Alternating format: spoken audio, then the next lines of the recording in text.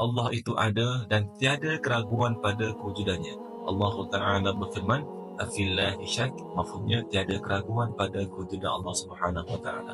Jadi, alam semesta ini adalah dalil atas adanya Allah Subhanahu Wa Ta'ala. Sebab apa? Sebab tidak sah secara akal ataupun tak masuk akal ataupun tak logik adanya sebuah perbuatan tanpa ada pelakunya. Sebagaimana tidak sah secara akal ataupun tak logik tulisan itu ada tanpa penulisnya. Oleh kerana itu, alam semesta ini lebih-lebih lagi ia pasti ada penciptanya, dan ia adalah Allah Ta'ala. Allah ada dan tidak menyerupai segala yang ada. Pencipta kita tidak sama dengan makhluknya.